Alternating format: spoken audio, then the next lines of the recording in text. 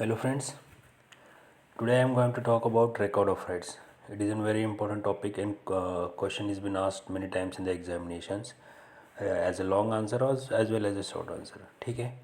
तर आता आपण रेकॉर्ड ऑफ राईट्स हे काय असतं आहे ह्याच्याविषयी चर्चा करूया, जेणेकरून एक 4-5 पॉईंट आहेत ते तुम्हाला आन्सरमध्ये घालता येतील आणि इलॅबोरेट करता येतील. ठीक आहे. तर चला तर बघूया काय. First thing, record of rights हा जो आहे ह्याचा उल्लेख कुठं असतो? Chapter 10A Maharashtra land revenue code 1966. Important आहे. फर्स्ट काय लिहू शकता इंट्रोडक्शनमध्ये? चॅप्टर 10A ह्याच्यामध्ये रेकॉर्ड ऑफ राईट्सचं मेन्शन आहे आणि ते महाराष्ट्र लँड रेव्हेन्यू कोड 1966 ह्याच्यामध्ये उल्लेख आहे. ठीक आहे. तर रेकॉर्ड ऑफ राईट्स म्हणजे इंट्रोडक्शनमध्ये असं लिहू शकता की छत्रपती शिवाजी महाराजच्या काळापासून आपण बघतो की शेतचारावर जो रेव्हेन्यू कलेक्शन केलं जातं, म्हणजे जे आपली शेतीची जमीन असेल त्याच्यावरती जो रेव्हेन्यू गव्हर्नमेंटला मिळायचा, रेव्हेन्यू जो गव्हर्नमेंटला मिळत होता त्या अनुषंगाने रेकॉर्ड ऑफ राईट्स हे इम्पॉर्टंट होतं. पण जसं जसं कालांतर जसं जसं डेव्हलपमेंट होत गेली ते रेव्हेन्यू कलेक्शनचं इम्पॉर्टन्स दुर्मिळ झालं आणि त्याच्यानंतर एक इम्पॉर्टंट रेकॉर्ड ऑफ राईटचं महत्त्व कशामध्ये राहिलं तर ते जे आहे कुणाच्या मालकीची जमीन आहे ह्याच्यासाठी महत्त्वाचं राहिलं रेकॉर्ड ऑफ राईट्स. ठीक आहे. तर आता रेकॉर्ड ऑफ राईट्सचं एक डेफिनेशन इम्पॉर्टंट आहे. सगळ्यात most important is the record of rights definition. तर what is the definition? Record of rights, बघा, record of rights is a land record. ते एक लँड रेकॉर्ड आहे. Record of rights is a land record where all sorts of rights and liabilities. लक्षात ठेवा, record of right काय आहे? एक land record आहे ज्याच्यामध्ये all sorts of rights and liabilities in respect of every piece of land are registered. ठीक आहे. Record of right काय आहे? एक लँड रेकॉर्ड आहे in which all sorts of rights and liabilities in every piece of land are registers. प्रत्येक जागेची registration होते record of राईट्समध्ये, ज्याच्यामध्ये राईट्स अँड लायबिलिटीज असते. ठीक आहे. You got the definition. Record of rights is a land record where all sorts of rights and liabilities in respect of every piece of land are registered. ठीक आहे. झालं इंट्रोडक्शनमध्ये. ठीक आहे. आता पहिलं पॉईंट आहे ह्याचं इम्पॉर्टन्स काय रेकॉर्ड ऑफ राईट्सचं. जसं मी तुम्हाला सांगितलं पूर्वी ह्याचं इम्पॉर्टन्स रेव्हेन्यू कलेक्शनसाठी होतं रेकॉर्ड ऑफ राईट्सचं, पण ते आता हे न राहता आता फक्त रेकॉर्ड ऑफ राईट्स.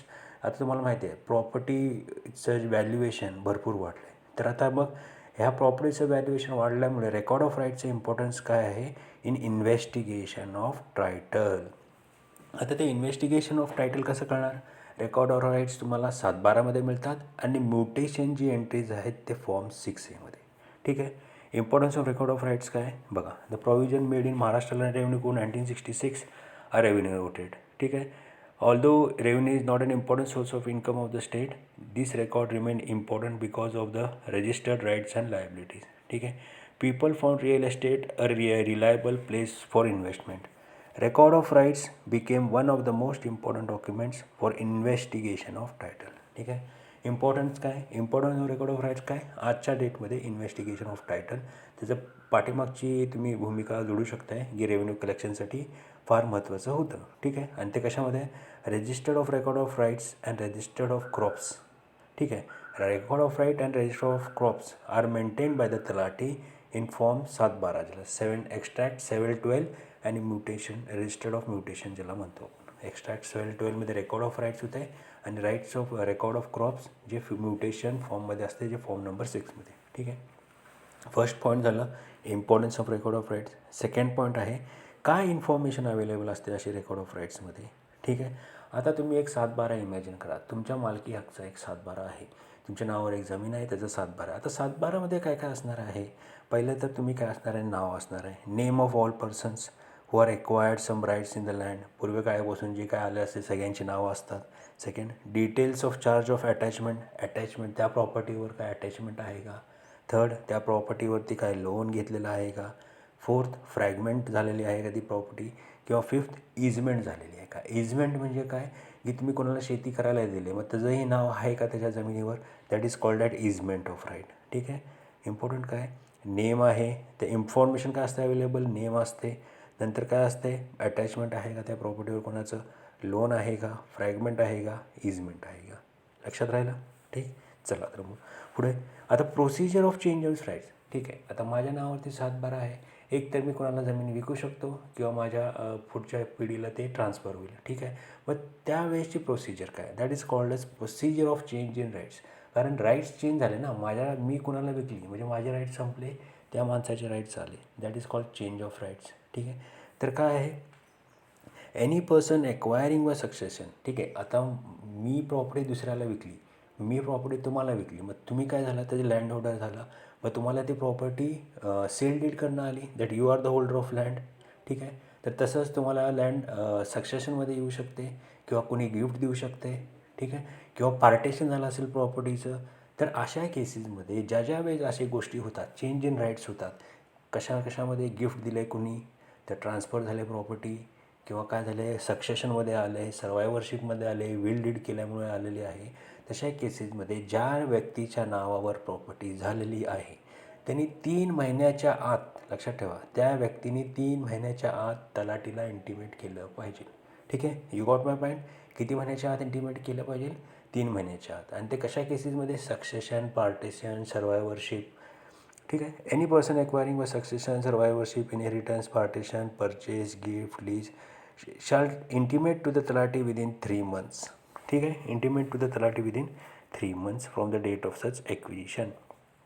आता ज्या प्रॉपर्टी रजिस्ट्रेशन ॲक्ट 1908 खाली रजिस्टर होतात, म्हणजे जसं फ्लॅट होतं रजिस्टर्ड किंवा दुसरे कुठले सब रजिस्टर ऑफिसमध्ये जे जमीन होतात, त्याला काय प्रोसिजर आहे, तर सब रजिस्टर ऑफिसमध्ये जे किंवा रजिस्टर ऑफिसमध्ये जे प्रॉपर्टी रजिस्टर होतात, तर तिथला जो रजिस्टर्ड आहे तो तलाठी किंवा तहसीलदार जिथं प्रॉपर्टी सिच्युएटेड असेल त्याला first week of every month, म्हणजे महिन्याच्या पहिल्या आठवड्यात इंटिमेशन पाठवतो. ठीक आहे, ज्या प्रॉपर्टीज रजिस्टर ऑफिस एंट्री होतात तर रजिस्टर ऑफिस तलाठी आणि तहसीलदारला इंटिमेशन करतं की हे प्रॉपर्टी आमच्याकडे आहे. आणि ते कधी इंटिमेट करतं, प्रत्येक महिन्याच्या पहिल्या आठवड्याला, first week of every month.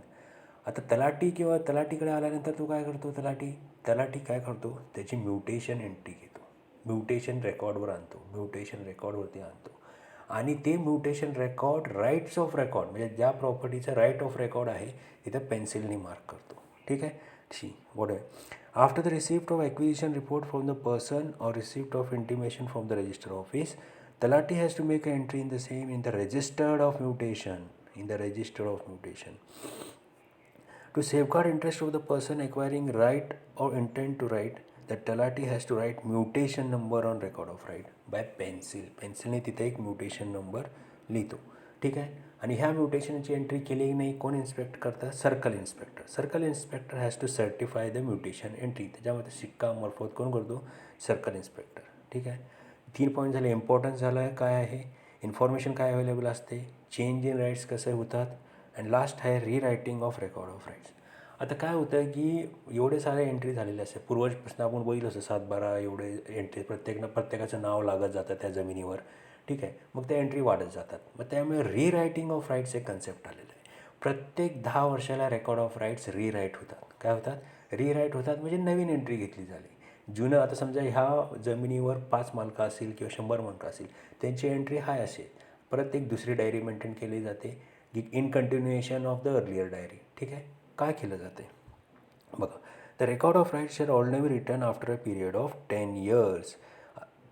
The sub divisional officer may direct the rights to be return at the end of shorter period if he considers. आता सब डिव्हिजनल ऑफिसरला वाटलं 10 वर्ष खूप होतात, त्याच्या आधीच एंट्री केली पाहिजे. का केली पाहिजे की भरपूर सर्वे नंबर झाले किंवा हे झाले, तर त्याच्यासाठी तो सब डिव्हिजनल ऑफिसरला पॉवर आहे की तो रीराईट करू शकतो, आधी 10 वर्षाच्या आधी पण रीराईट करू शकतो. ठीक आहे, the record of rights is to be return, the Talathi shall transfer the entries in the record of rights as they stand up to the date of fresh copies of record of rights, as they stand up to the date of right. ठीक आहे, सगळ्यात कन्क्ल्युजनमध्ये काय म्हणू शकताय, आता important आहे कन्क्ल्युजनमध्ये, या रेकॉर्ड ऑफ राईट्स हे टायटल नाही आहे. आता तुम्ही कोर्टामध्ये गेला तर as per section 35 of the Indian evidence act, it is an evidentiary value. ह्या एव्हिडन्सची, रेकॉर्ड ऑफ व्हॅल्यूची एव्हिडेंटरी व्हॅल्यू आहे, पण हे तुमच्या नावाचं टायटल हे क्रिएट करू शकत नाही. ह्याचं इम्पॉर्टन्स टायटल क्रिएट न करण्यासाठी फक्त एव्हिडेंटरी व्हॅल्यूसाठी आहे. The entry in this record has high degree of evidentiary value as per section 35 of Indian Evidence Act, but the entries create no title. ठीक आहे. आता बघा, आता मी ते एक 7-12 हे तुम्हाला लक्षात आलं. 5 पॉईंट कसे लक्षात ठेवायचे, 4 पॉईंट आपण केले ना. 4 पॉईंट लक्षात घे. कुठले 4 point? Information of record of right. Second आहे information available in record of right. Third आहे procedure of change in right. Fourth आहे rewriting of record of right. त्यातला पहिला पॉईंट इम्पॉर्टंट तर तुम्ही सांगू शकता इन्व्हेस्टिगेशन टायटलचं. आता सेकंडपासून बघू. सेकंडमध्ये काय बघा, असं समजा की एक 7-12 तुमच्या नावाचं, ओल्ड 7-12 न्यू 7-12 असं लिहिलं आहे मी. तर ओल्ड 7-12 पहिल्या 7-12 काय असतं, इन्फॉर्मेशन अवेलेबल. ठीक आहे. 7-12 काय इन्फॉर्मेशन अवेलेबल, नाव असू शकते, अटॅचमेंट आहे का त्या प्रॉपर्टीवर, लोन आहे का, फ्रॅगमेंट आहे का, इजमेंट आहे का. ठीक आहे. आता हे 7-12 तुम्ही ट्रान्सफर केला किंवा तुम्ही काय केला, ट्रान्सफर केला, तुमचे राईट्स चेंज केले, नवीन राईट्स, नवीन 7-12 आला. तर नवीन 7-12 काय असणार, अर्लियर नाव, नेम, इनहेरिटन्स, हे सगळे काय आले, अर्ली असतात. आता ट्रान्सफरचे मी 2 प्रकार सांगले. जर सक्सेशन झालं किंवा हे झालं, तुम्हाला गिफ्टमध्ये आले, तर तुम्ही 3 महिन्याच्या तलाठीला इंटिमेट करा. किंवा जर रजिस्टर्ड ऑफिस, हे बघा इथं खाली लिहिलं मी, रजिस्टर्ड ऑफिसचं डायग्राम पडले, त्यांनी तलाठी ऑफिसला इंटिमेट करायचं. कधी, प्रत्येक महिन्याच्या पहिल्या आठवड्यात इंटिमेट करायचं. मग तलाठी एंट्री घेतो, म्युटेशन एंट्री घेतो आणि ते रेकॉर्ड ऑफ राईट पेन्सिलनी घेतो. म्युटेशन एंट्रीची रेकॉर्ड पेन्सिलनी घेतो. ठीक आहे. नंतर फोर्थ पॉईंट काय आहे आपलं, हे बघा. थर्ड पॉईंट काय, procedure of change of rights. Second काय, इन्फॉर्मेशन अवेलेबल काय असते, procedure of change of rights. Third point. Fourth point, return every 10 years return. SDM लिहिलं मी. SDM म्हणजे काय, लवकर आधी करू शकतो, due to large number of survey numbers किंवा हे. नेक्स्ट, आणि इथे जे ब्रॅकेटमध्ये केलं आहे, section 35 of Indian evidence act. Evidentiary value आहे रेकॉर्ड ऑफ राईट्सची, ना की टायटल तुम्हाला मिळू शकते कोर्टातनं.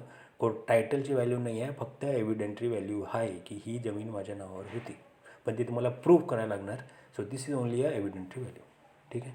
हो फ्रेंड्स, तुम्ही you like the video. Thank you.